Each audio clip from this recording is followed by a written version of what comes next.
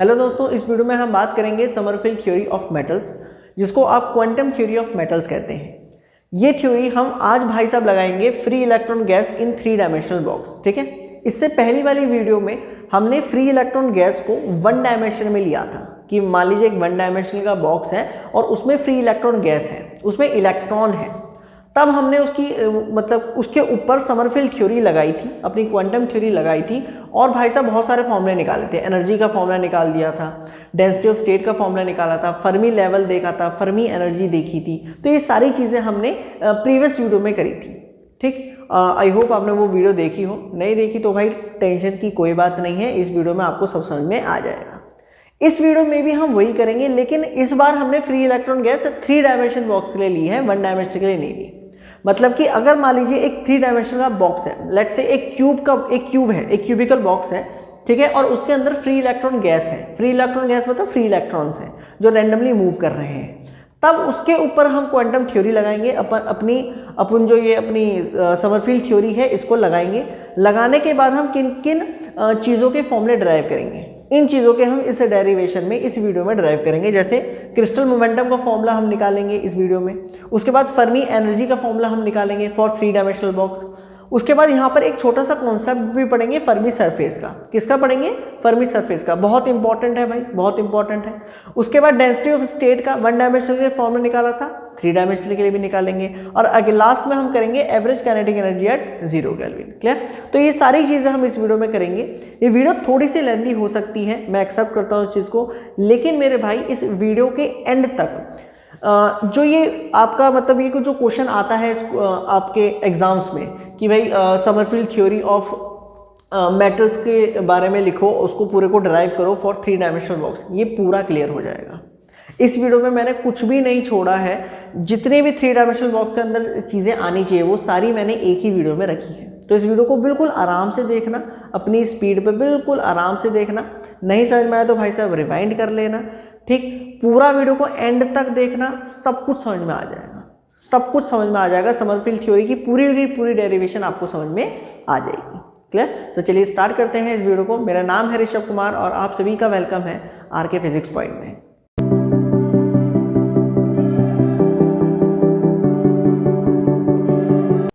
तो चलिए स्टार्ट करते हैं डेरिवेशन। सबसे पहले हम ये समझते हैं कि देखिए हमारे पास क्या है, एक क्रिस्टल है। हमारे पास क्या है भाई, एक क्रिस्टल है जो एक क्यूब की फॉर्म में है। जो किसकी फॉर्म में? क्यूब की फॉर्म में है। ध्यान से सुनिएगा मेरी बात को ध्यान से। एक क्रिस्टल है जो क्यूब की फॉर्म में है और जिसकी साइड है कैपिटल एल। जिसकी साइड क्या है? Capital L.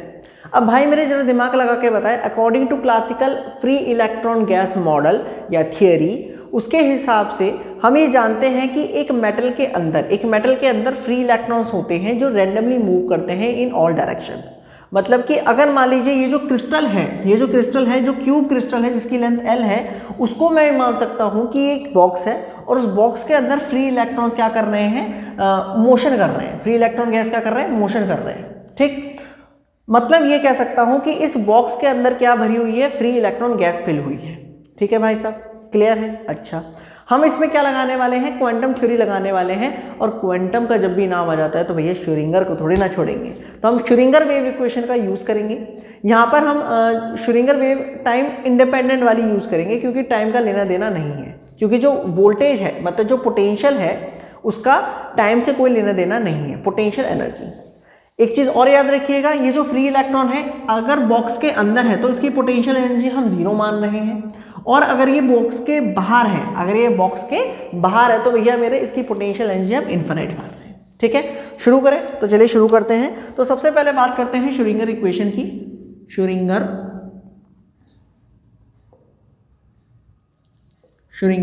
इक्वेशन। तो अगर मैं ध्यान से समझूं, ध्यान देना, वेव फंक्शन क्या बताता है? प्रोबेबिलिटी इलेक्ट्रॉन के होने की।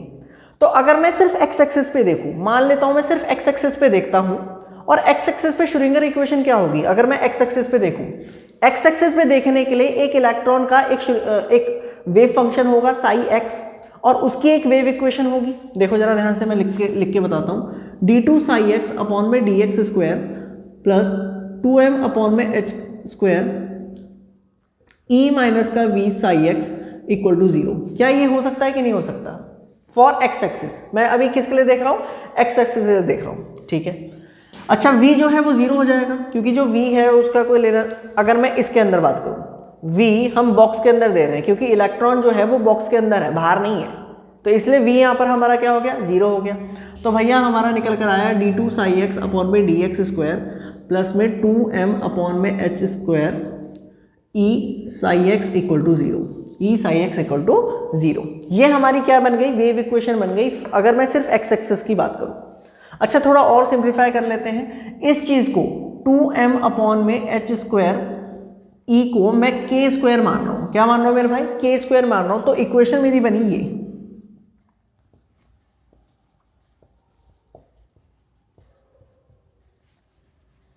साई एक्स इक्वल टू 0, ये हमारी पहली इक्वेशन बनी, ये हमारी क्या बनी, पहली इक्वेशन।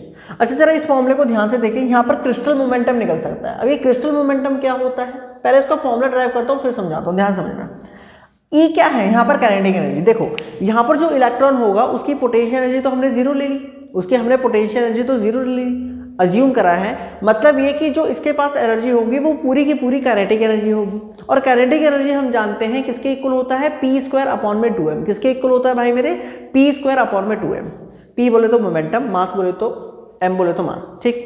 तो क्या मैं E के प्लेस में पी एक्स स्क्वायर अपॉन में 2m लिख सकता हूँ, जी बिल्कुल लिख सकता हूँ। मतलब कि अगर मैं इस फॉर्मूले को देखूँ तो क्या मैं ये लिख सकता हूँ, पी एक्स स्क्वायर अपॉन में 2m इक्वल टू के स्क्वायर, तो ये कैंसिल हो गया। अगर आप ध्यान से देखें पी एक्स की वैल्यू निकल कर आई h क्रॉस के, इसको हम कहते हैं क्रिस्टल मोमेंटम, इसको हम कहते हैं क्रिस्टल मोमेंटम। क्रिस्टल मोमेंटम का फॉर्मूला याद रखेंगे, क्रिस्टल मोमेंटम का फॉर्मूला क्या आया, h क्रॉस के, h क्रॉस के, पल्ले पड़ा। क्रिस्टल मोमेंटम मतलब यार क्या है, देखो एक इलेक्ट्रॉन है, वो जब भागेगा एक्स एक्सिस पे तो क्या उसके पास कोई मोमेंटम होगा, क्या उसके पास कोई मोमेंटम होगा, तो वो मोमेंटम कितना होगा, इतना होगा। समझ में आया, क्लियर है। अच्छा अब जरा यहाँ आ जाओ, ये एक वेव इक्वेशन है, एक डिफरेंशियल इक्वेशन है, और अगर मैं इसके जनरल सोल्यूशन की बात करूँ, अगर मैं इसके जनरल सोल्यूशन की बात करूँ तो यार जनरल सोल्यूशन जो जब मैं निकालूंगा तो वो कुछ ये निकल कर आएगा, ई की पावर आई के एक्स, ई की पावर आई के एक्स, ठीक। अच्छा जी, जिस तरीके से मैंने सिर्फ एक डायमेंशन की बात करी, क्योंकि भाई हम 1 डायमेंशन की बात नहीं कर रहे, हम 3 डायमेंशन की बात कर रहे हैं, मतलब इलेक्ट्रॉन y पर भी होगा, z पर भी होगा, एक वेव फंक्शन y पर भी होगा, z पर भी होगा, और ये सारी कहानी y पर भी होगी, z पर भी होगी। तो सिमिलरली इसका मतलब ये हुआ, इसका मतलब ये हुआ कि हमारा साई y भी होगा एक a e की पावर k y। अच्छा ये x हो गया, ये y हो गया, है ना, k भी बदल जाएगा, k भी x के लिए अलग, x डायरेक्शन में k अलग होगा, y में अलग होगा, z में अलग होगा।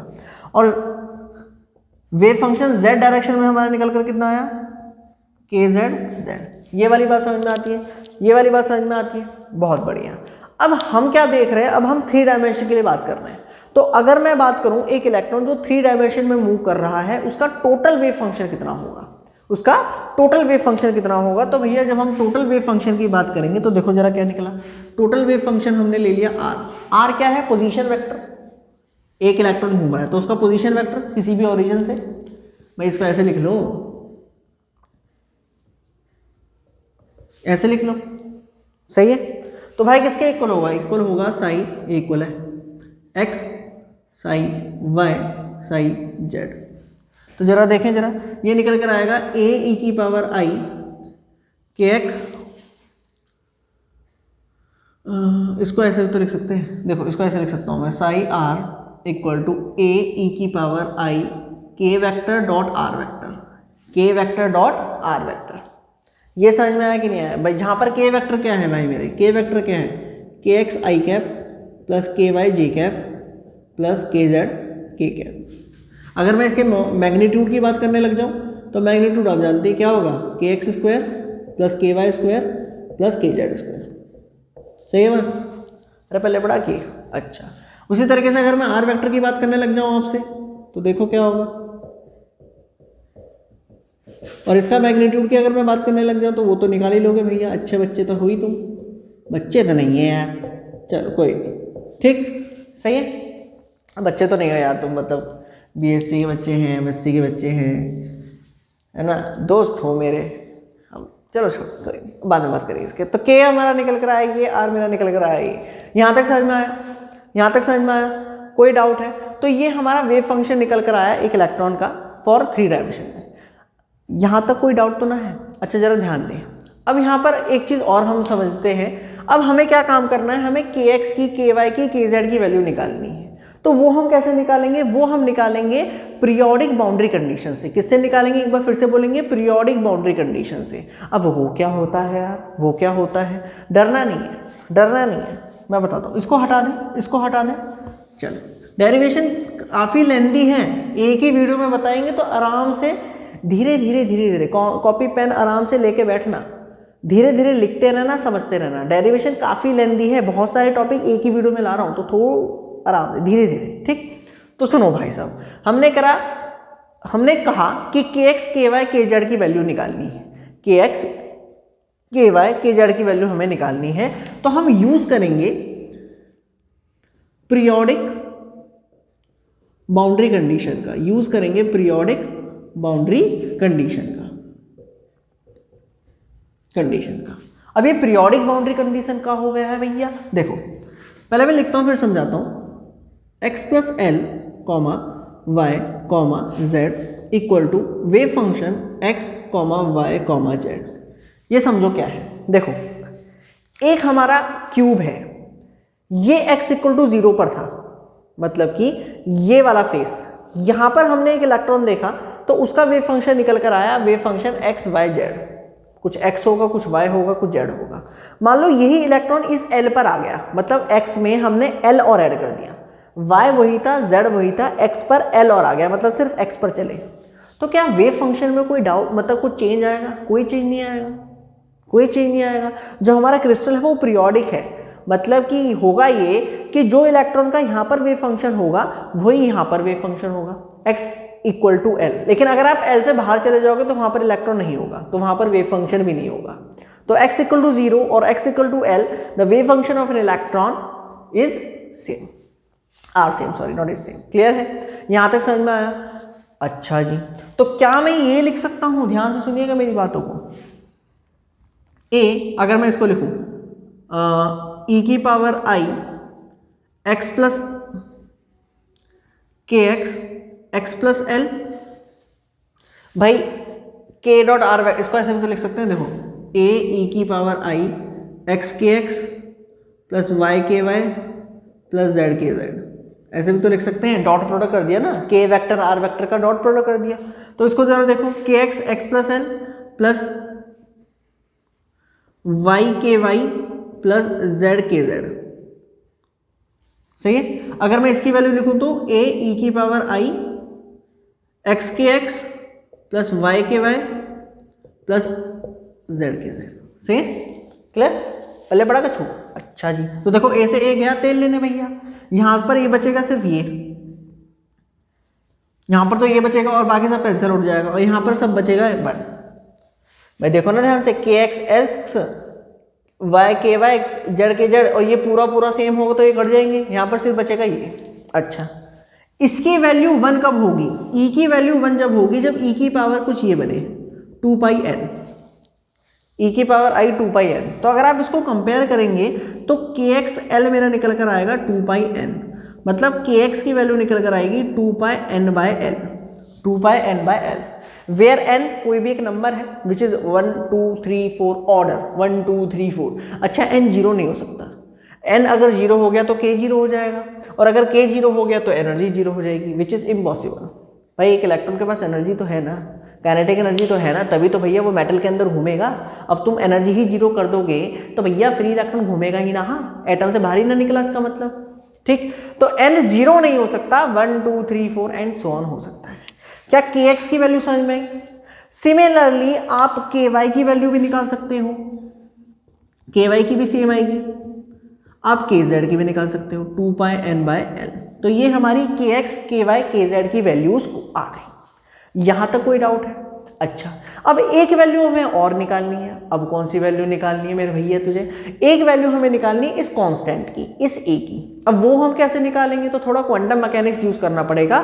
नॉर्मलाइजेशन कंडीशन से हम इस वेव फंक्शन के ये जो ए कांस्टेंट आ रहा है बाबू, इसको निकाल देंगे। बाबू कैसे बोला बे? हाँ, ए को निकाल देंगे। क्लियर है? यहाँ तक समझ में आया? तो भैया हम हट जाते हैं वीडियो से, वीडियो को भैया पॉज करेंगे, एक स्क्रीनशॉट ले लेंगे इसका बढ़िया सा और नोट कर लेंगे।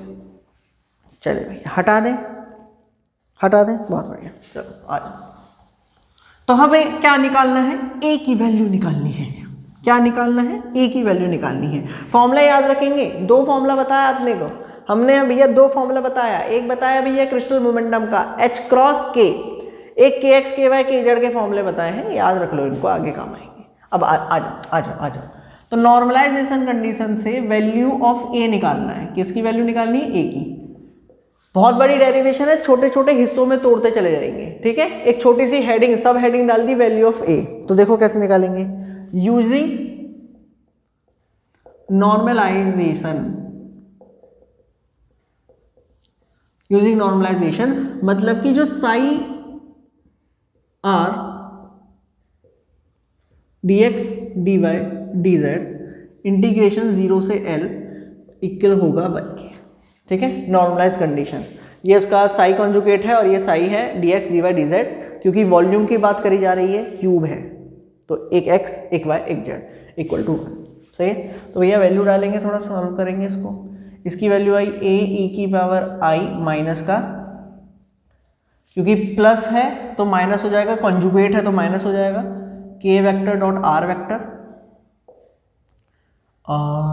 a e की power i k vector dot r vector dx dy dz equal to 1, सही है बॉस। अच्छा, तो देखो a स्क्वायर तो बाहर निकल लिया, सही है, और ये देखो कट गया, तो अपने को मिला ये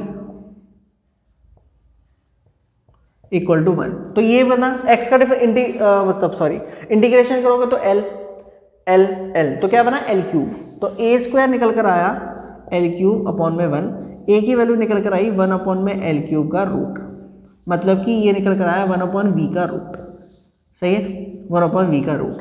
तो हमारा जो वेव फंक्शन था, फाइनल वेव फंक्शन क्या निकल कर आया, फाइनल वेव फंक्शन निकल कर आया अंडर रूट में 1/v e की power i k vector dot r vector, k vector dot r vector. भैया समझ में आया कि नहीं आया, ये हमारा वेव फंक्शन निकल कर आया। अभी मैंने फर्स्ट इक्वेशन दे दी थी क्या, अच्छा चलो लो इसको सेकंड मान लो, ठीक। तो हमारा वेव फंक्शन निकल कर आ गया है, क्लियर, यहाँ तक समझ में आया, यहाँ तक समझ में आया। जल्दी से भाई साहब नोट करेंगे अब, अच्छा यहाँ तक इसको तो नोट कर लिया होगा ना, इसको तो हटा देते हैं। अब हम क्या काम करेंगे, अब हम फर्मी सरफेस और फर्मी एनर्जी का फंडा लेंगे। तो हमारा वेव फंक्शन निकल कर आ गया, वेव फंक्शन निकल कर आ गया, यहाँ तक कोई डाउट है, ठीक। तो प्रोबेबिलिटी हमें निकल कर आ गई कि इलेक्ट्रॉन के होने की प्रोबेबिलिटी ये होगी, सही है। अब हम क्या काम करेंगे, अब हम फर्मी सरफेस और फर्मी एनर्जी के फंडे को समझेंगे। बहुत इंपॉर्टेंट है फर्मी सरफेस को, ध्यान से समझना इसको हटा दें। चलो आ जाओ।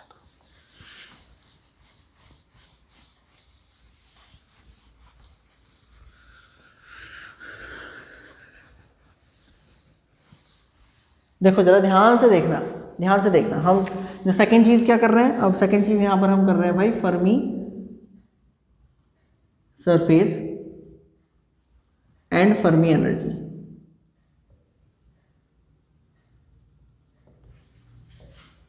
तो भाई हम जानते हैं, वी नो दैट, हम जानते हैं, अभी हमने ध्यान से देखा था कि 2m अपॉन में h cross square e equal आ रहा था k स्क्वायर के, सही है, यही तो आ रहा था भाई, सही है कि गलत है, अच्छा ठीक है, बहुत बढ़िया, कोई दिक्कत ना है। अगर हम बात करें, इसको हम ऐसे भी तो लिख सकते हैं, e equal to h cross square upon में 2m, और k का मैग्नीट्यूड अगर मैं लिखूं तो आ जाएगा kx square plus ky square plus kz square, सही है। अच्छा, अगर इस फॉर्मूले को ध्यान से देखना, ये क्या, ये फॉर्मूला किस चीज का आया, ये फॉर्मूला आया energy of an electron, energy of an electron in orbital, in energy state के लिए, ऑर्बिटल छोड़ो, एनर्जी स्टेट, मतलब कि भाई क्रिस्टल के अंदर एनर्जी स्टेट्स तो होंगी ही, और इन एनर्जी स्टेट में इलेक्ट्रॉन बैठा होगा आराम से, तो उसके पास कुछ एनर्जी भी होगी, तो वो एनर्जी होगी ये। अब जरा दिमाग लगाना, बहुत दिमाग लगाना। यहाँ से एक चीज समझ में आ रही है कि अगर इलेक्ट्रॉन के पास एनर्जी है, तो वो एनर्जी जो है, मतलब कि अगर एक इलेक्ट्रॉन बैठा हुआ है ऑर्बिट पे या फिर एनर्जी स्टेट में, तो उसके पास एक अलॉयड वैल्यूज होंगी k की, मतलब अगर एक इलेक्ट्रॉन है तो उसके पास एक kx की वैल्यू होगी, एक ky की वैल्यू होगी, एक kz की वैल्यू होगी। ठीक है, यहां तक समझ में आता है। और अगर मैं इस इक्वेशन को ध्यान से देखूं तो क्या ये इक्वेशन लाइक स्फीयर नहीं लग रही? स्फीयर की इक्वेशन जानते हो क्या होती है? स्फीयर की इक्वेशन होती है ये x square plus Y square plus Z square equal to R square. तो क्या ये इक्वेशन वैसी नहीं लग रही? X square plus Y square plus Z square equal to E. मतलब मेरे भाई ये कि अगर मैं सुनना, अगर मैं के स्पेस लूं, क्या लूं? के स्पेस, कार्टेशियन कोऑर्डिनेट जानते हो x y z। अब हमने क्या काम कर दिया, x y z के प्लेस में kx की वैल्यूज ky kz ले लिया। मैं करके दिखाता हूँ, kx ले लिया, ky ले लिया, kz ले लिया। ठीक है, हमने ये इसे कहते हैं के स्पेस, के एक्सिस, के वाई एक्सिस, के जेड एक्सिस। ठीक है, और इसमें जब मैं ऑब्वियसली बात है ना, जब मैं इसमें वैल्यू को पुट करूंगा तो क्या एक स्फीयर आएगा कि नहीं आएगा? ध्यान से सुनते रहना मेरी बात को। क्या एक स्फीयर आएगा? इस स्फीयर को सुनो आराम से, क्या ऐसे करके स्फीयर आएगा? अब स्फीयर कैसा है ध्यान से समझना, इसको भी ध्यान से समझो। एक तो इक्वेशन है इसलिए, और ये स्फीयर की जो रेडियस होगी वो कितनी होगी? जरा दिमाग लगा के बताओ, इसकी रेडियस कितनी होगी? kf। ये जो सरफेस आएगा ना इस स्फीयर का, इस जो सरफेस आएगा इसको हम कहते हैं फर्मी सरफेस। अब थोड़ा सा दिमाग लगाओ, देखो कोई भी एक मेटल है, जो एक 3 डायमेंशन का एक मेटल है, उसके अंदर बहुत सारे फ्री इलेक्ट्रॉन्स हैं। ठीक है, हर एक फ्री इलेक्ट्रॉन्स जब एक ऑर्बिट में या फिर एनर्जी स्टेट में बैठेगा तो उसके पास एक फिक्स kx, ky, kz की वैल्यूज होंगी, मतलब कि k की वैल्यूज होंगी। ठीक है, हर एक इलेक्ट्रॉन के पास kx की, ky की और kz की वैल्यू होगी। हर एक इलेक्ट्रॉन के पास अलग अलग kx, ky की वैल्यूज होगी। हाँ, हो सकता है किन्हीं ग्रुप ऑफ इलेक्ट्रॉन्स के पास सेम वैल्यूज होंगी और किसी ग्रुप के पास अलग वैल्यूज होंगी।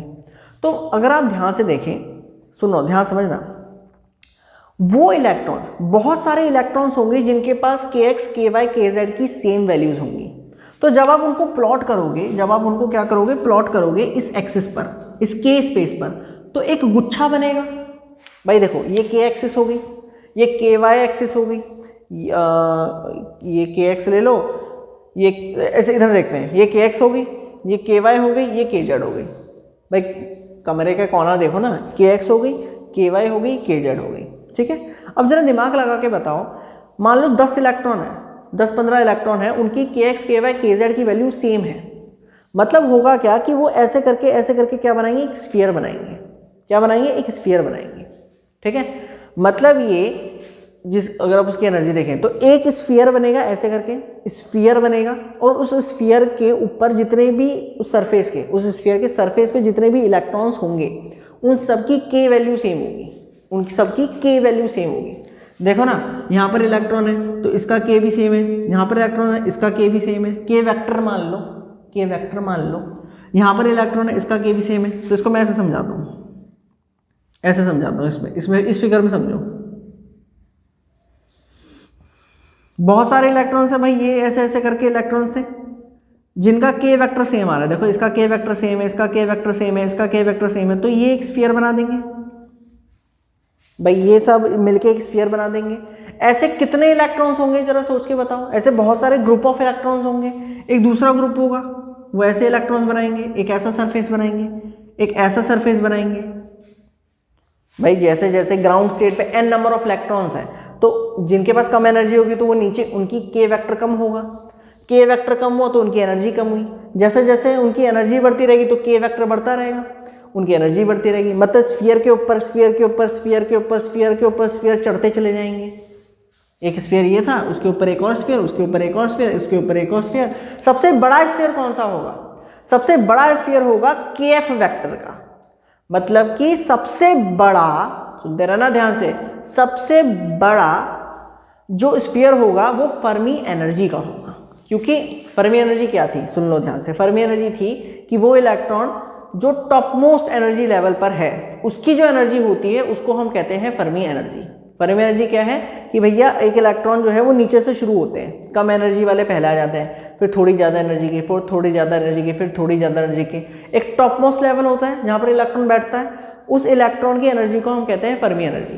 तो भाई मेरे वो मैक्सिमम एनर्जी, उससे ज़्यादा एनर्जी तो हो नहीं सकती। तो इसका मतलब यहाँ पर जो स्फीयर बनेगा उसकी जो रेडियस होगी वो क्या होगी, kf, और जो एनर्जी आ जाएगी वो आ जाएगी क्या, फर्मी एनर्जी। मतलब कि अगर मैं फर्मी एनर्जी की बात करूँ, इसको हटा दें, इसको हटा दें, अगर मैं फर्मी एनर्जी की बात करूँ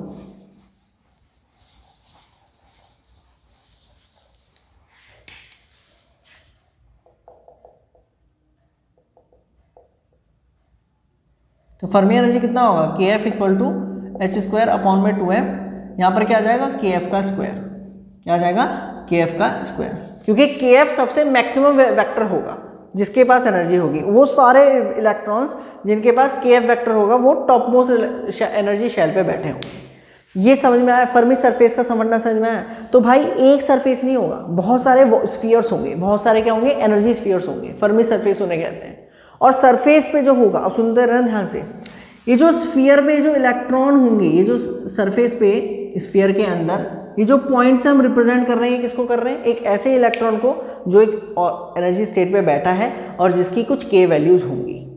क्लियर है, आराम से फिर से समझ लो। जैसे जैसे k बढ़ता रहेगा, मतलब कि इस वेक्टर की लेंथ बढ़ती रहेगी, वैसे वैसे एनर्जी बढ़ती रहेगी। एक लेंथ मैक्सिमम होगी जिसको हम फर्मी एनर्जी कह रहे हैं, और उस रेडियस को हम ले रहे हैं kf। ठीक है, क्लियर है। छोटे छोटे छोटे छोटे छोटे छोटे छोटे छोटे स्फीयर्स बनते रहेंगे, बनते रहेंगे, बनते रहेंगे, बनते रहेंगे। स्फीयर कौन बना रहे हैं, जिन इलेक्ट्रॉन्स की, एक ग्रुप ऑफ इलेक्ट्रॉन्स की सेम की वैल्यूज हैं। ऐसे स्फीयर्स बनते चले जाएंगे और एक लास्ट में एक स्फीयर आएगा, जिसको लास्ट वाले को हम फर्मी सरफेस कह रहे हैं, लास्ट वाले को। कोई डाउट है, कोई डाउट है, कोई डाउट है तो बताया यार, समझ में आया कि नहीं आया। दिल से पढ़ा रहे हैं, दिल से समझ में आना चाहिए आपको भी। क्लियर, फर्मी सरफेस क्लियर हो गया। अच्छा, अब सुनो, दिमाग लगा के सुनो। सॉरी, अगर मैं आपसे पूछूं कि भाई n नंबर ऑफ इलेक्ट्रॉन्स है एक क्रिस्टल के अंदर, n number of free electrons है, n बेसिकली क्या है, number of free electrons in crystal. n number of क्या है मेरे भाई, फ्री इलेक्ट्रॉन है। और अगर मैं आपसे पूछूं कि number of k values in crystal, या फिर for n number of free electrons,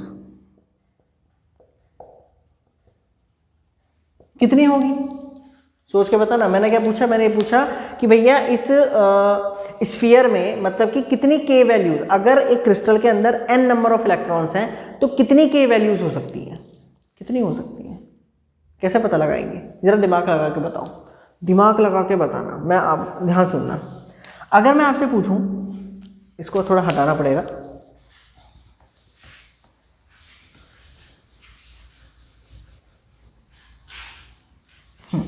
अगर मैं आपसे पूछूं, दिमाग लगाना, दिमाग लगाना, सबसे छोटा वॉल्यूम कितना बन सकता है, दिमाग लगाओ, सबसे छोटा स्फीयर कितना होगा, सबसे छोटा स्फीयर जो होगा उसका वॉल्यूम कैसे निकालेंगे भैया। स्मॉलेस्ट स्फीयर जो बनेगा, स्मॉलेस्ट स्फीयर कब बनेगा, जब kx ky kz की वैल्यू सबसे छोटी हो। भाई सबसे छोटा स्फीयर कब बनेगा, जब kx ky kz की वैल्यू सबसे छोटी हो। अब सब कितनी छोटी हो सकती है हमको कैसे पता चलेगा यार, अभी तो निकाला था kx ky kz के फॉर्मूले, इसलिए निकाले थे कि फर्मी सरफेस समझा सके। क्या था, kx equal to n 2 pi n by l, और यही इक्वल आ रहे थे ky के और kz के। तो kx ky kz की सबसे छोटी वैल्यू क्या हो सकती है, जब n 1 होगा। सुनते रहो मेरे भाई, n जब 1 होगा तो मेरे भाई क्या kx ky kz सबसे छोटे नहीं हो जाएंगे 2 पाई बाय l, सबसे छोटे नहीं हो जाएंगे। और k पाई बाय l का होल स्क्वायर, सुनो सुनो सुनो सुनो, 2 पाई बाय l का whole cube, sorry not square, ये क्या स्मॉलेस्ट वॉल्यूम नहीं होगा, स्मॉलेस्ट वॉल्यूम नहीं हो सकता इसमें। जरा लगा सको तो दिमाग तो लगा दो भाई, सबसे छोटा वॉल्यूम क्या हो सकता है, सबसे छोटा वॉल्यूम यही होगा 2 पाई बाय l का होल क्यूब, इससे छोटा नहीं हो सकता। सबसे छोटा वॉल्यूम क्या बनेगा, 2 पाई बाय l का होल क्यूब। अच्छा, सबसे छोटा समझ में आ गया। अच्छा, सबसे बड़ा वॉल्यूम कौन सा हो सकता है, सबसे बड़ा वॉल्यूम कितना बन सकता है?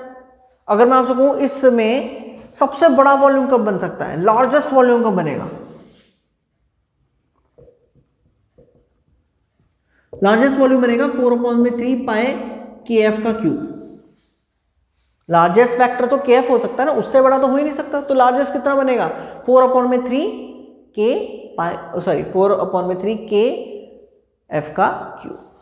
तो भाई मेरे, अच्छा आपने मतलब बचपन में हमने क्वेश्चंस करते थे, बचपन में हम क्वेश्चन करते थे कि अगर एक एरिया है, उसका मतलब एक फर्श है, उसका एरिया A1 है, और एक छोटी सी टाइल है, उसका एरिया A2 है ना, तो उस फर्श में कितनी टाइल लगेंगी? तो दोनों एरिया को डिवाइड कर देते थे, बड़े में से छोटे को डिवाइड कर देते थे, तो फिर हमें पता चल जाता था कि कितनी नंबर ऑफ टाइल्स बचेंगी। तो सेम फंडा यहीं पर ही करना है, काय को टेंशन लेनी है, सेम फंडा यहीं करना है मेरे भाई। कितनी के वैल्यूज हो सकती हैं? बड़ा डिवाइड में छोटा, कर लो भैया, हो जाओ शुरू। मतलब कि 4/3 पाई KF क्यूब डिवाइड में 2 पाई बाय L का होल क्यूब। अच्छा कहानी अभी खत्म नहीं हुई है, हमने K वैल्यूज तो बता दी, लेकिन सुन लो ध्यान से, लेकिन अगर मैं आपसे पूछूं number of energy states for n number of free electrons, तो भाई ये निकल कर आएगा 2 इंटू कैपिटल N ले रहा हूँ सीधा मैं, into 4/3 pi KF cube N upon में 2 पाई बाय L का होल क्यूब। तो ये अच्छा, ये 2 का मल्टीप्लाई करा। अरे भाई एक एनर्जी स्टेट में 2 इलेक्ट्रॉन होते हैं, एक एनर्जी स्टेट में 2 इलेक्ट्रॉन होते हैं। आपने सिर्फ एक K की वैल्यू बताई है, तो इंटू 2 करना पड़ेगा। तो 2 इंटू 4/3 पाई KF का क्यूब डिवाइड में ये। यहाँ तक कोई डाउट है? यहाँ तक कोई डाउट है? फर्मी सरफेस समझ में आ गया? फर्मी एनर्जी का भी फॉर्मूला नहीं आया अभी, वैसे फील आ गया होगा कि फर्मी एनर्जी होता क्या है। यहाँ तक कोई डाउट है? तो ये कैपिटल N क्या आया है? नंबर ऑफ फ्री इलेक्ट्रॉन्स, कि भाई कितने नंबर ऑफ फ्री इलेक्ट्रॉन हो सकते हैं, कितने नंबर ऑफ फ्री इलेक्ट्रॉन हो सकते हैं। सबसे पहले हमने क्या देखा कि यार कितनी, अच्छा ये N के इक्वल नहीं है, सॉरी, कितने K वैल्यूज हो सकती हैं। हमने देखा कि कितनी K वैल्यूज हो सकती हैं, ठीक है, वो हमें पता लग गया। उसके बाद एक लेवल, एक एनर्जी स्टेट में इतनी K वैल्यूज हो सकती हैं। एक एनर्जी स्टेट में 2 इलेक्ट्रॉन होते हैं, तो कितने नंबर ऑफ इलेक्ट्रॉन हो गए टोटल? जी। तो यहाँ पर हमारा कैपिटल N निकल कर आया ये। ठीक है, इसको थोड़ा सिंप्लीफाई करेंगे, जल्दी से भाई साहब नोट कर लीजिए पहले, हटाए इसको। चले तो भाई साहब N की वैल्यू देखनी पड़ेगी, यहाँ थोड़ा N की वैल्यू निकालनी पड़ेगी।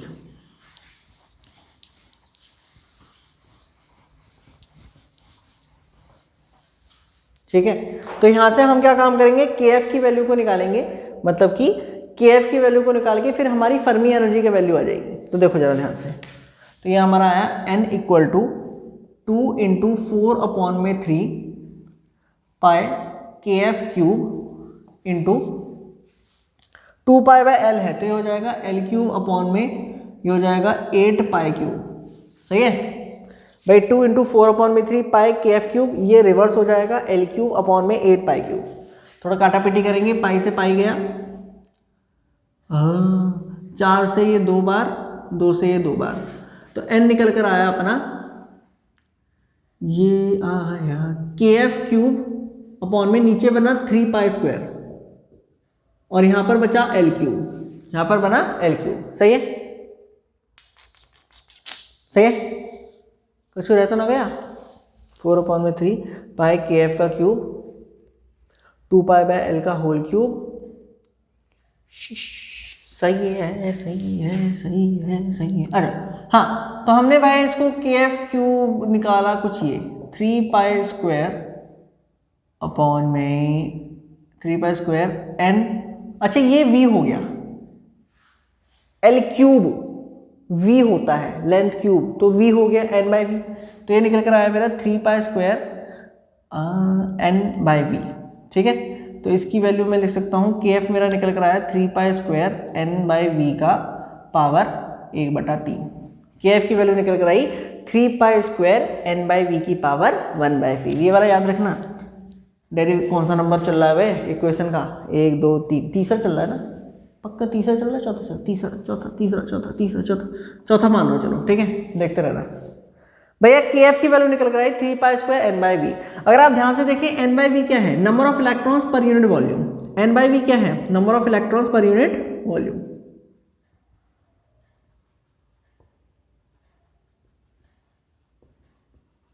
आसान भाषा में इसको हम कह सकते हैं free electron concentration, free electron concentration in metal.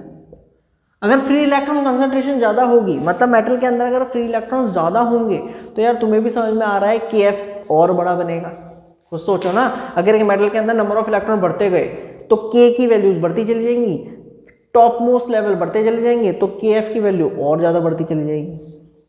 भाई ये एक एनर्जी स्टेट है, 2 आ गए 2 आ गए 2 आ गए, अब नंबर ऑफ इलेक्ट्रॉन ज़्यादा है तो 2 2 2 2 करके टॉप मोस्ट तो ऊपर आएगा, और टॉप मोस्ट अगर और ऊपर आएगा तो के एफ भी बहुत ऊपर आएगा, क्योंकि वो फर्मी लेवल को दिखा रहा है।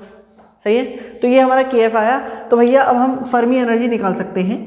सो फर्मी एनर्जी मतलब ये कि भैया वो इलेक्ट्रॉन जो फर्मी लेवल पर बैठा है उसकी कितनी एनर्जी होगी, या फिर अच्छा फर्मी लेवल नहीं कहोगे यहाँ पर, तो भैया 3 डायमेंशन है तो फर्मी सरफेस कहोगे। फर्मी सरफेस बाहर वाला सरफेस है, वो सरफेस जिसकी रेडियस के एफ होगी, वो सरफेस जिसकी रेडियस के स्पेस में के एफ होगी, वो स्फीयर जिसकी रेडियस के एफ होगी के स्पेस में, उस सरफेस में जो इलेक्ट्रॉन होंगे, उस सरफेस में जो इलेक्ट्रॉन होंगे उसकी हम एनर्जी कहते हैं फर्मी सरफेस। सुनो सुनो सुनो सुनो सुनने वालों, हाँ देखो के एक्स के वाई के जेड, ये रेडियस हो गई के एफ। तो भाई मेरे यहां पर इलेक्ट्रॉन्स होंगे, ये फर्मी सरफेस है, फर्मी सरफेस क्लियर।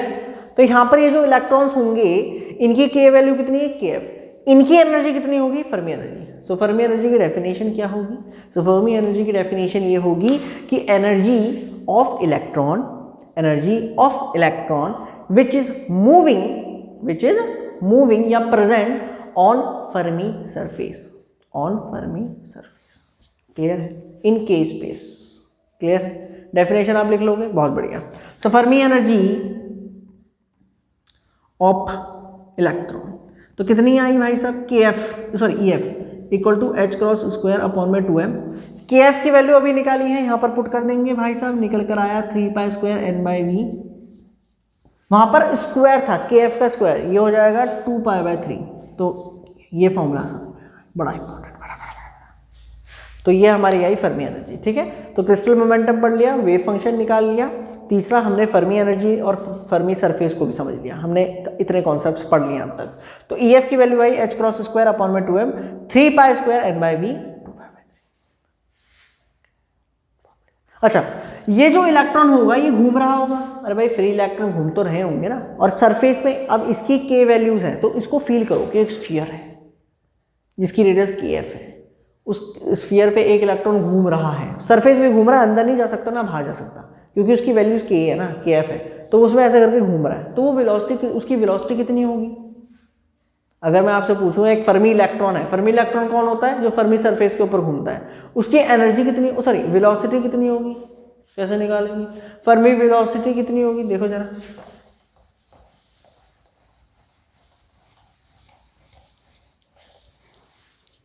ना एक छोटा सा रिलेशन भी आपको बता देते हैं, चलो फर्मी वेलोसिटी का, तुम भी क्या याद रखोगे बेटा, एज इट इज लिख देना, पेपर में अच्छे नंबर आएंगे तुम्हारे, मस्त, बिल्कुल थोड़ा सजा धजा के लिख देना है ना, थोड़ी लैंग्वेज ऐड कर देना तुम्हें, बिल्कुल सजा अच्छी तरीके से नीट एंड क्लियर लिखोगे, मस्त नंबर आएंगे। ठीक है, और मैं तो, मेरी तो मतलब हमेशा एक मतलब तुम्हारे लिए बेस्ट विशेष है, अच्छे नंबर से तुम पास हो, बड़े बड़े एग्जाम निकालो, बहुत बढ़िया आगे तरक्की करो, ठीक है ना। तो बढ़िया है यार, सब टेंशन की बात नहीं है, बस ये है कि मतलब पूरी वीडियो को ना देख लो एक बार आराम से, ठंडे दिमाग से पूरी वीडियो को देख लो। अगर आपको कॉन्सेप्ट पता है ना, अगर आपको कॉन्सेप्ट पता है कि अच्छा यार इसमें ये था, इसमें ये था, इसमें ये था, अच्छा यार ये था, इसमें ये था, तब आपको डेरिवेशन रट्टा नहीं मारनी, आप समझ लोगे। समझना जरूरी, रट्टा नहीं मरता है यार, फिजिक्स में कहाँ रट्टा मारोगे यार, समझ लो, सब हो जाएगा। ठीक, आ जाओ। तो फर्मी वेलोसिटी देखो क्या निकालेंगे। अच्छा, यहां पर जो इलेक्ट्रॉन भागेगा, सुन लेना यहां से, इसकी डेफिनेशन भी लिख देते हैं। इसकी डेफिनेशन क्या है, वेलोसिटी ऑफ फर्मी इलेक्ट्रॉन या फिर electron present on Fermi surface is called, ठीक है, बस उसको हम कहते हैं फर्मी वेलोसिटी। तो भाई ये जो इलेक्ट्रॉन भागेगा क्या इसके पास कोई मोमेंटम होगा? हाँ भाई बिल्कुल होगा। मोमेंटम किसके इक्वल होगा? Mass into velocity, VF. VF क्या है? Fermi velocity. याद रखना ये वही वाले इलेक्ट्रॉन है जो फर्मी सरफेस के ऊपर बैठे हैं। फर्मी सरफेस क्या होता है? जिसकी रेडियस kf होती है k स्पेस में। फिर से बार बार बोल रहा हूँ, ये बड़ा इंपॉर्टेंट है, बार बार बोल रहे, बार बार, ठीक। अच्छा, बहुत बढ़िया। हाँ, कोई डाउट? अच्छा, MVF इक्वल है h क्रॉस की f। अभी मैंने बताया क्रिस्टल मोमेंटम का फॉर्मूला बताया था, P equal to h cross k. यहाँ पर हम फर्मी सरफेस देख रहे हैं तो KF आ जाएगा। KF की वैल्यू यहाँ से डाल दो भाई साहब, तो हमें VF निकल कर आया h cross bye m 3 pi square n by v की पावर 1/3, ठीक है। तो ये हमारी वेलोसिटी आ गई। क्लियर है? कोई डाउट है? जल्दी से भाई साहब नोट करें इसको। नेक्स्ट हम बात करते हैं डेंसिटी ऑफ स्टेट। किसके बारे में बात करते हैं? Density of state. यहाँ तक समझ में आया? ठीक है। नेक्स्ट हम बात करते हैं डेंसिटी ऑफ स्टेट। इसको हटा दें। अच्छा, अब समझो डेंसिटी ऑफ स्टेट क्या है। ध्यान से समझना डेंसिटी ऑफ स्टेट क्या है। डेंसिटी ऑफ स्टेट, देखो डेंसिटी ऑफ स्टेट का मतलब ये है कि number of field energy levels per unit energy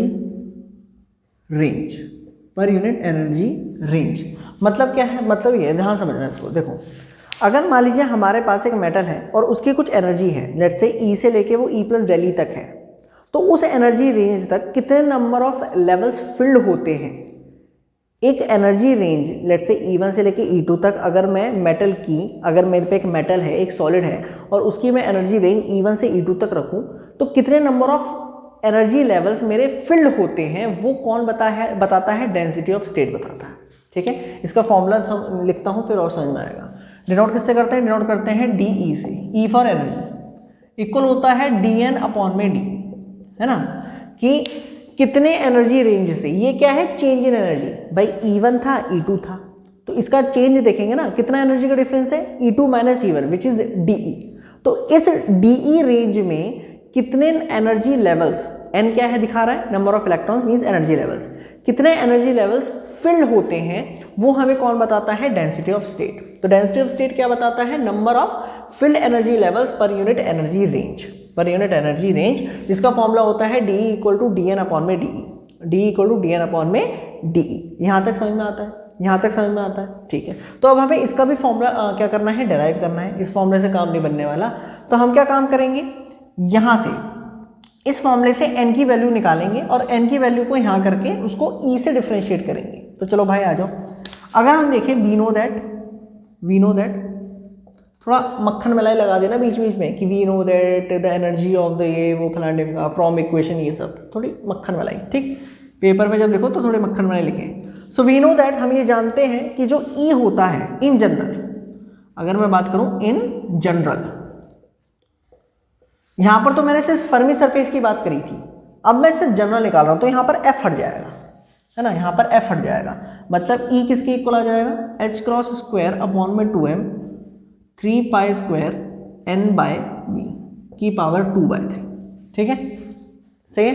अच्छा, इसको मैं क्या ऐसे लिख सकता हूं? n की पावर 2/3, और ये मेरा आ जाएगा यह आ जाएगा v अपॉन में 3 पाई स्क्वायर की पावर 3/2। भाई ये इधर चला गया, नीचे आ गया, तो 3/2 बन गया, सही है।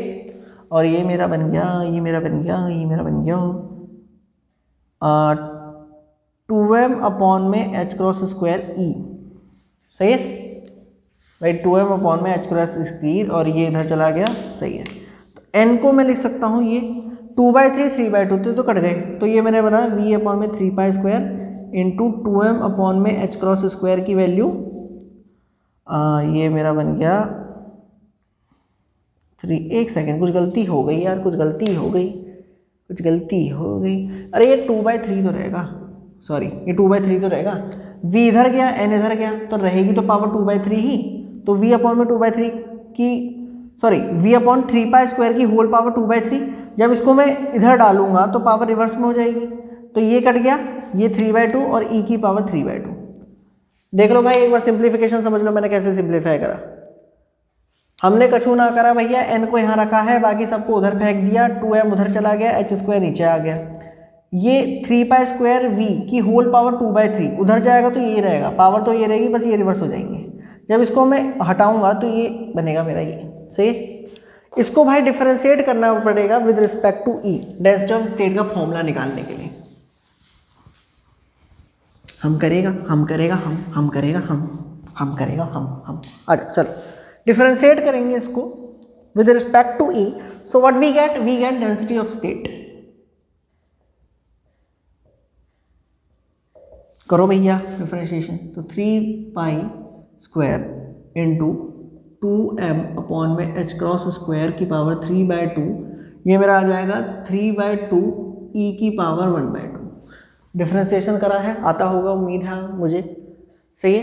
तो ये मेरा डेंसिटी ऑफ स्टेट का फॉर्मूला क्या निकल कर आया, डेंसिटी ऑफ स्टेट का फॉर्मूला निकल कर आया, ये 3 से ये 3 अगर मैं कैंसिल कर दूं तो मुझे मिला v अपॉन में 2π² 2m अपॉन में h² की होल पावर 3/2 e की पावर 1/2। बड़ा इंपॉर्टेंट फॉर्मूला है बछुआ, ध्यान से रखना। ठीक, मतलब कि फॉर 3 डायमेंशनल क्रिस्टल जो डेंसिटी ऑफ स्टेट है वो डायरेक्टली प्रोपोर्शनल आ रहा है e की पावर 1/2 के, e की पावर 1/2 के। क्लियर है, सही है। मतलब अगर मैं इसका ग्राफ प्लॉट करूं, मतलब कि अगर मैं इसका ग्राफ प्लॉट करूं तो कैसा आएगा, सही है। क्लियर है, यहां तक समझ में आया, कोई डाउट? अच्छा, एक चीज और मैं आपको बता देता हूं कि ये जो फॉर्मूला है, मतलब कि ये जो एबव फॉर्मूला,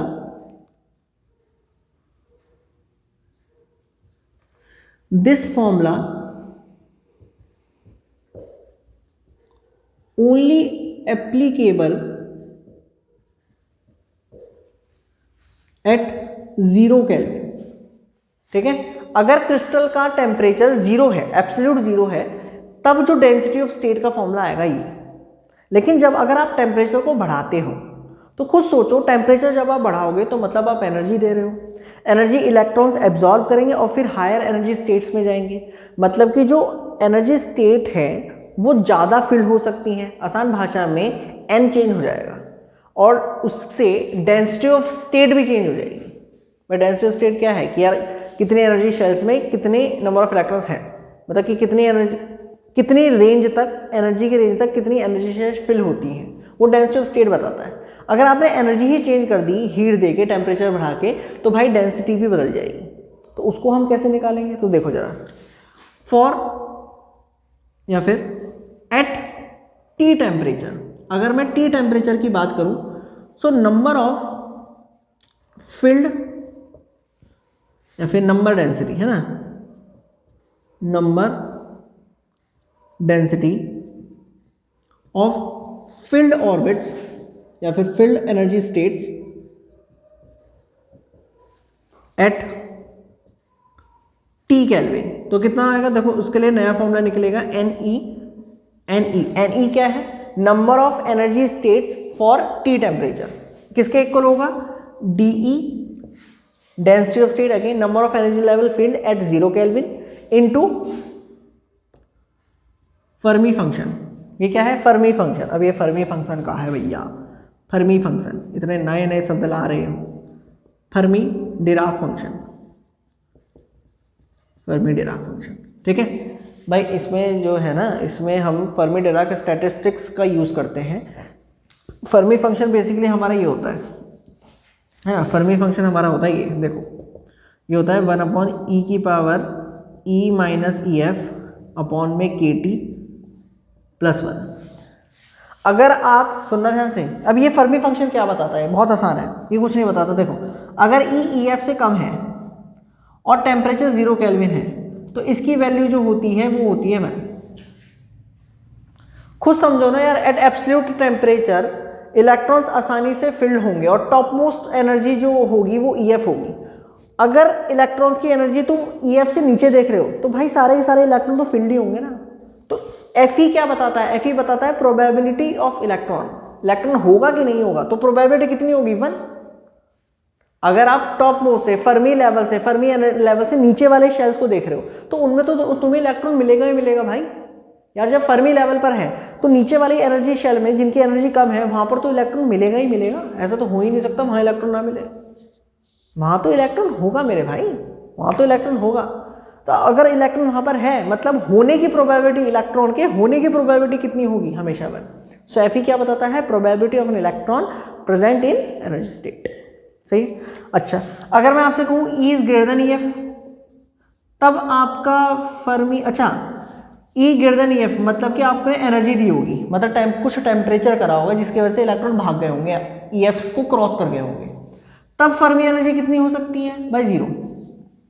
0। अगर मैं T इक्वल टू 0 पे मानूं या फिर अगर T को फंडा भी हटा दें, चलो अगर एनर्जी EF से ज़्यादा होगी तो हमारी जो Fe है वो 0 होगा। मतलब कि EF के ऊपर वाली जो एनर्जी शेल्स होंगी वो वैकेंट होंगी। EF के ऊपर वाली एनर्जी शेल्स या शेल्स कह लो या लेवल्स कह लो वो क्या होंगी? वैकेंट होंगी। क्लियर है? यहाँ तक समझ में आया? ये फर्मी सरफेस का क्लियर हुआ। फर्मी डिराक फंक्शन, इसको क्या कहते हैं? Fermi Dirac function. तो भाई मेरे Ne, ये वाला फॉर्मूला भी याद रखना, ये हुआ हमारा N। ठीक है, तो अगर मान लीजिए T टेम्परेचर है और फिर हमें देखना है कि नंबर ऑफ एनर्जी स्टेट कितनी, उनकी फील्ड एनर्जी मतलब कि फील्ड एनर्जी स्टेट की कितनी डेंसिटी है, तो वो हम कैसे निकालेंगे? Ne equal to DE into Fe। Ne equal to D into Fe। Clear है? क्लियर है? अरे कोई डाउट तो ना है? चलो बहुत बढ़िया। अब यहाँ तक समझ में आया, तो हमने डेंसिटी ऑफ स्टेट भी पढ़ लिया। अब एक डेरिवेशन और आएगी, वो है average kinetic energy at 0 kelvin. कि भाई अगर मान लो मेटल है वो 0 केल्विन पर है तो हर एक इलेक्ट्रॉन की अभी हमने एनर्जी देखी, क्या थी? एनर्जी क्या आई थी? h क्रॉस स्क्वायर अपॉन में 2m kx square plus ky square plus kz square for an electron, सिर्फ एक इलेक्ट्रॉन की। लेकिन एक इलेक्ट्रॉन थोड़ी ना है, बहुत सारे इलेक्ट्रॉन है, तो उन सारे इलेक्ट्रॉन की एवरेज एनर्जी कितनी होगी उसको निकालना है। ठीक है, फिर उसके बाद ये वीडियो खत्म होती है। चलो भाई लिख करें, चलो देखो जरा।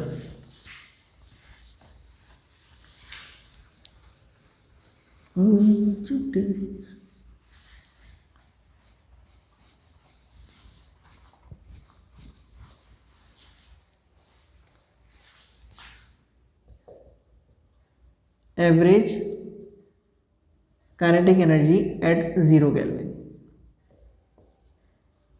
एवरेज काइनेटिक एनर्जी किसके इक्वल होगी भाई? E equal to energy upon में एक इलेक्ट्रॉन की एनर्जी डिवाइड में n नंबर ऑफ इलेक्ट्रॉन्स।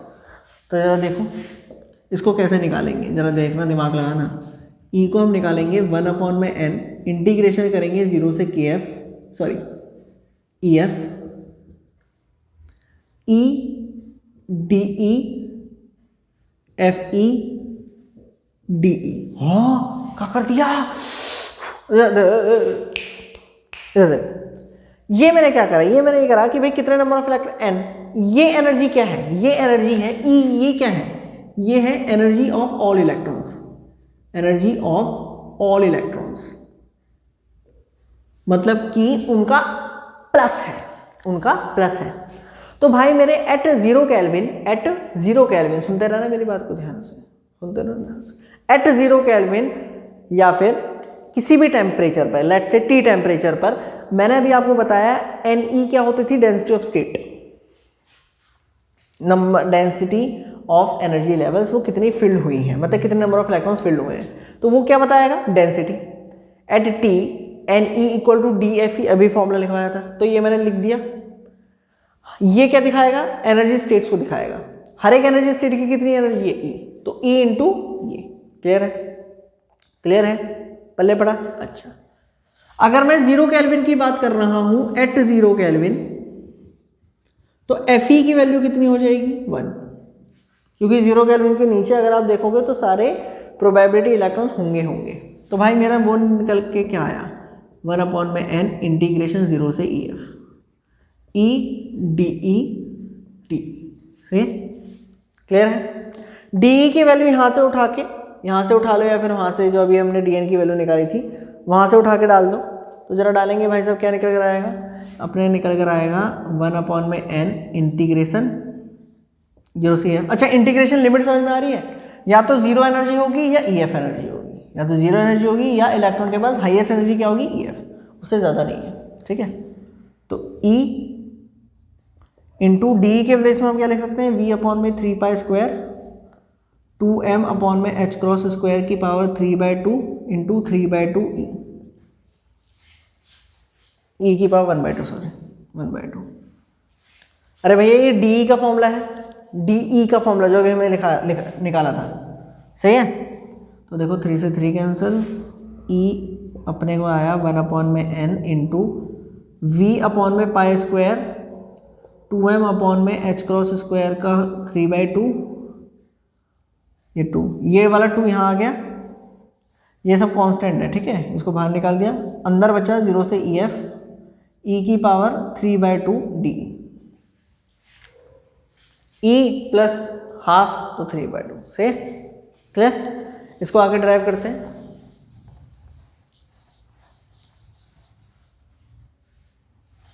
अच्छा, इस फॉर्मूले का यूज होगा अभी, सही है। जरा ध्यान से देखें, अगर मैं इसको इंटीग्रेट करता हूं तो मुझे मिलता है ये,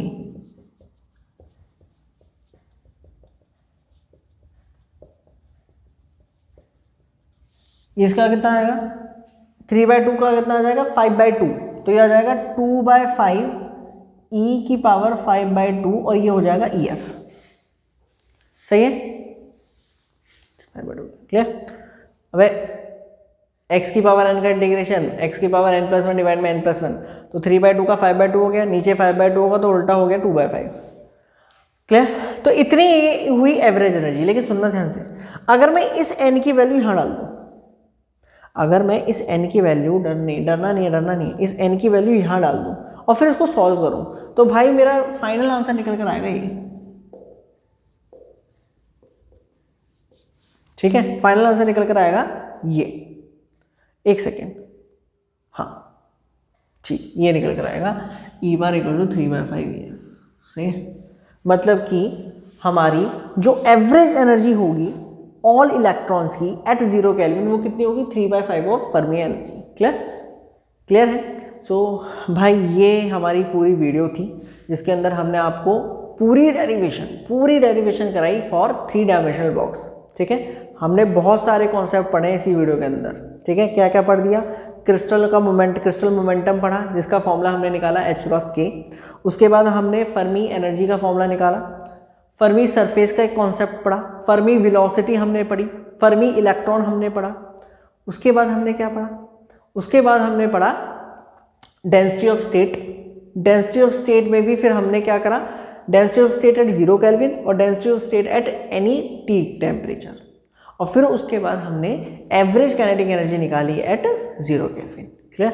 सो भाई उम्मीद है, ठीक है, बस मेरी यही मतलब यही मैं कोशिश करता हूँ कि मैं आपकी मदद कर सकूँ आपके एग्जाम्स में, है ना, क्योंकि बुक्स में ना इतनी क्लैरिटी से नहीं दी जाती डेरिवेशन जितनी मैं कोशिश करता हूँ आपको समझाने की, क्लियर। सो उम्मीद है आपको ये पूरी डेरिवेशन समझ में आई हो, मस्त समझ में आई हो। अगर नहीं समझ में आए ना तो एक बार रिवाइंड करके एक या दो बार वीडियो को देख लो। मैं आपको गारंटी देता हूँ इस वीडियो को अगर आपने 1 या 2 बार देख लिया ना पूरा, तो मुझे नहीं लगता कि आपको फिर इस डेरिवेशन की प्रैक्टिस करने की भी जरूरत है, ये आपके दिमाग में फिट हो जाएगी, क्लियर, ओके।